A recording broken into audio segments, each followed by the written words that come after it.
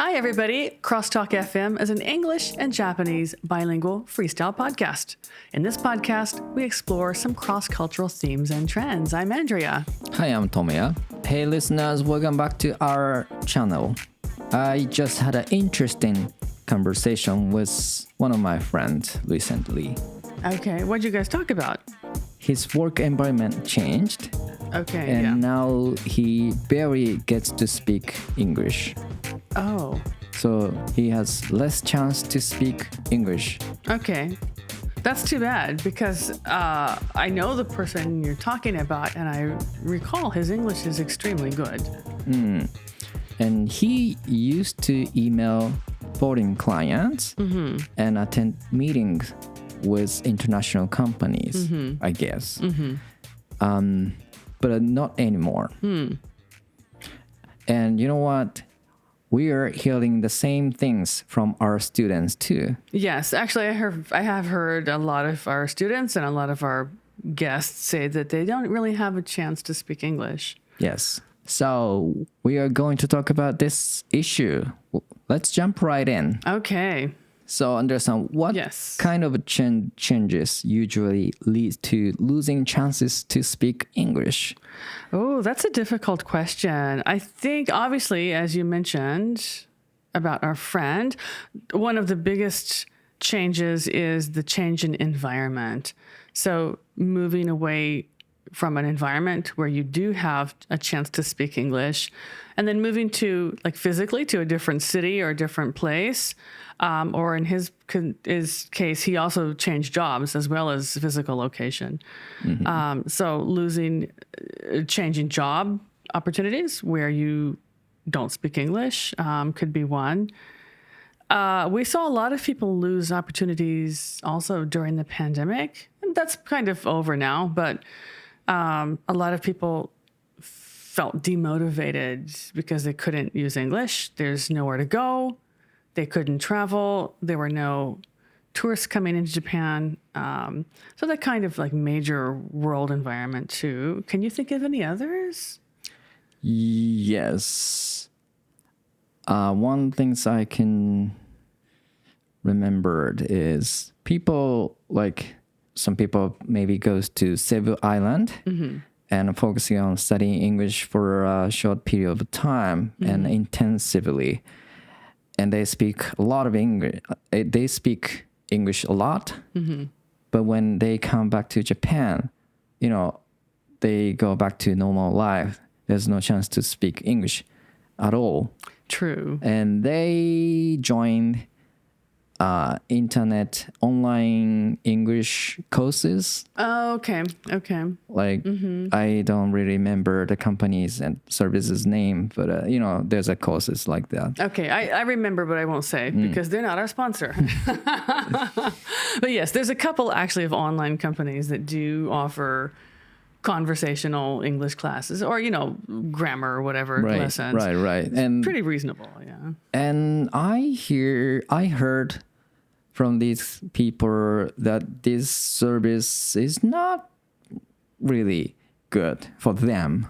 Oh, really? What were the issues or what were the complaints? Why did they not like the service? I think when they find a good teacher for them, the good teacher is relatively good for all of other students. Okay. So it's hard to book him or her. Okay. Depending on the site, yes, I think that's an issue is trying to get a teacher who you fit with well.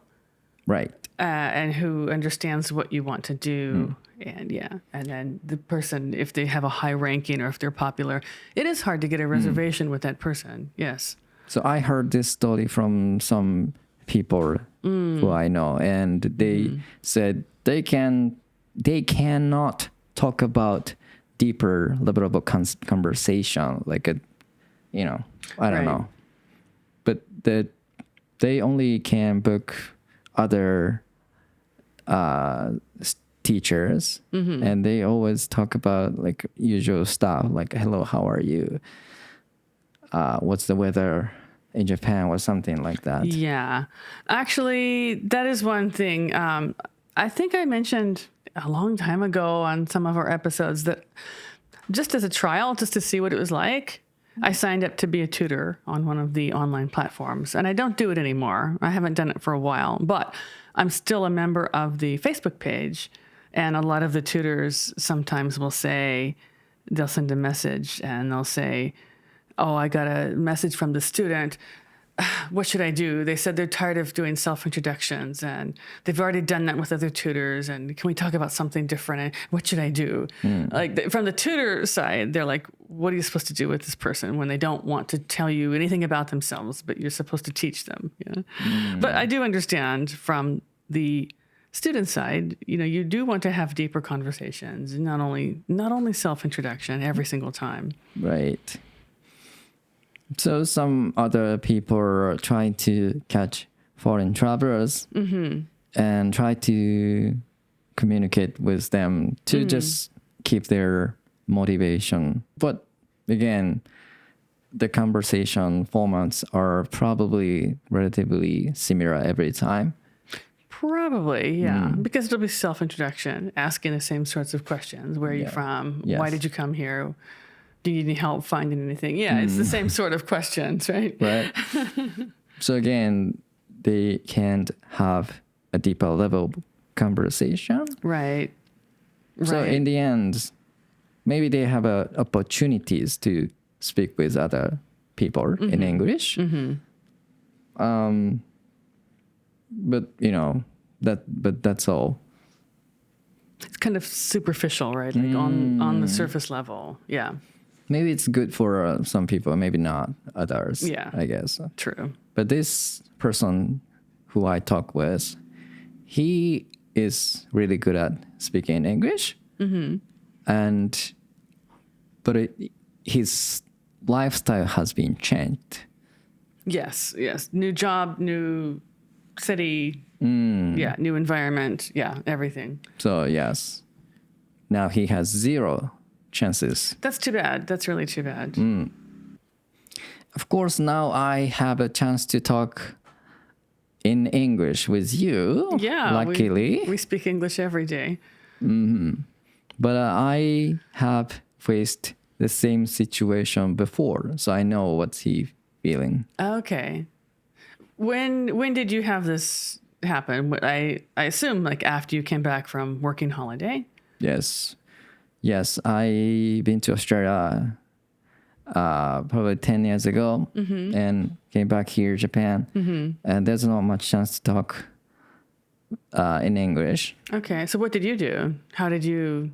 I didn't know. I wasn't really interested in speaking in English at the time. I mentally kept learning English. Okay. But it didn't really help me. Okay, at but all. you didn't feel like, oh, I need to speak English? You never had that desire to speak to someone?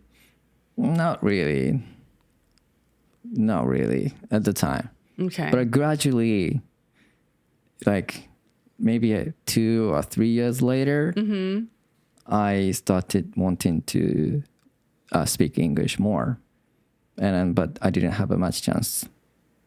Okay. There's only limited things I could try. Okay, that's what I want to know. What did you try? I went out. Okay, I was going to say, actually, I was going to bring that up because I met you before that, just before that time period, in a business setting. But then, like, I started going out with my friends. It was an international group of people, and I noticed every time we got together, you were there. I'm like, why is this Japanese guy here? You were very nice, though.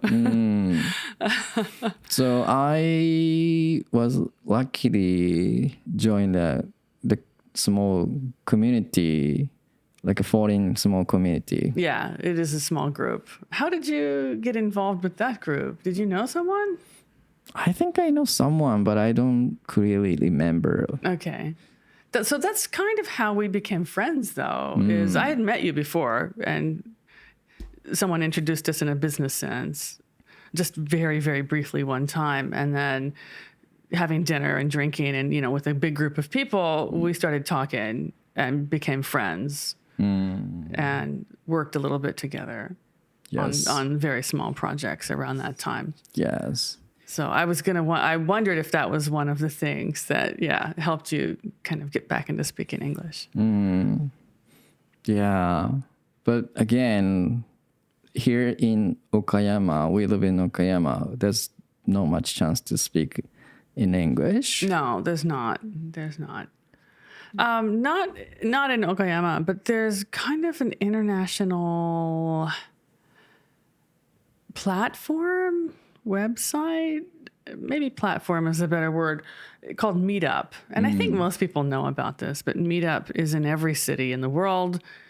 You can get online, look at the Meetup site, and then type in what you're interested in and type in your location, and it will tell you if there are other people in your area that are interested in the same thing. And then I don't know, I think each group has an organizer. There used to be a Meetup group here in Okayama for English, like an English Meetup group. And there was a young lady who was in charge of getting doing events and getting people together and going to places and things. But she said she's not the organizer anymore. It changed to someone else and they're not active. But maybe, if you're not in Okayama, you're in another city, maybe you could try Meetup. Yes. And see if there's any English activities in your area. It's some kind of English group. Yes. It's often just, getting together in a cafe or a bar and speaking English, but sometimes it's, joining some event together and speaking English at the event. Yes. It's a variety of things. Yes. Yeah. There's many kind of things you can try. Like we said, events, join a meeting, community. One thing I can recommend is use internet. Yes, that's good. Like I saw a video this morning. Some people are using like a VR headset. Oh, okay. And there is a virtual world that everyone can go. Oh, interesting. And there's many kind of people gathered from all over the place. Like, so you can maybe use English as a tool for communicate with other people. Oh, that's interesting. And also not just communication, you can, make things or create or I don't know, like something. I don't know. Okay. Yeah. Yeah, online is very good. There's also a lot of apps. A few of our guests and customers use kind of international conversation apps. It's kind of like a pen pal, except it's online. You can choose whether you want a man or a woman, what country, and what age group, and do you have any interests in common, and you have a pen pal or a list of pen pals, and you can write or send messages to each other in English, and I think you can call on some of the apps. You can telephone call. Right. So it's not the same as getting together, but it's still kind of a fun thing to do, and it's free. There's a couple of different apps like that. But I think some people prefer physical, real communication. Yeah, face to face. Yeah. So what would you recommend for this people? Try to make a foreign friend somehow. Go to a bar where all the foreigners hang out, or, go to some Kokusai Koryu event and, make a friend. If you're an older person, you could volunteer to teach Japanese to young foreigners coming to live in Japan. Make a friend. And then, you want to go do something, you have a friend to go do something with. Let's go back to original question that I bring up. Sure. So, he has no chance to speak English. And then he's a busy guy. He's doing many things. So that's another factor that he can speak English. So what's your ultimate advice for him? For him? Move back to Okayama. That's impossible, obviously. That's impossible. But that's really hard. I think because he's so busy, maybe the best options would be to find an online platform and practice either like a Eikaiwa online site or some kind of app where you can talk to people. And try to find like Kokusai Koryu events in your area. Okayama doesn't have a lot now. We used to have a lot more, but a lot of places do still plan and implement events that bring foreign people who want to live in the community together with residents who want to speak English and want to know foreign people.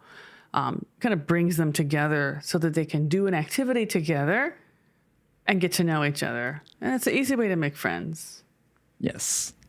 I mean, I've been in Okayama for how long? 25-ish years? 26, maybe 27. I don't remember. I forgot. But I made friends doing that 25 years ago that I'm still friends with. So it works. That's quite impressive. It is. I mean, not a lot of people. There's a few, but few is enough. there's a few people I'm still friends with. It works. Yes. I think my ultimate advice for him is make a good friends, not just okay friends, just really good friends to talk everything you want. So you need to find in common with that person. Yeah, like a common hobby or common work or something. A different common friend or something. Yeah. But that is really difficult. I'm still trying. You don't go out much though. You need to go out more. Right. So yeah, that's my ultimate answer for questions. Okay, well, that's good advice. Yeah, go out and make a friend. Yeah, try it together. All right. Okay, I think that's it for this episode. But don't forget to catch our next episode. All right, this is CrossTalk, signing off, bringing you English your way every week. Keep listening and keep shining. Bye. Bye.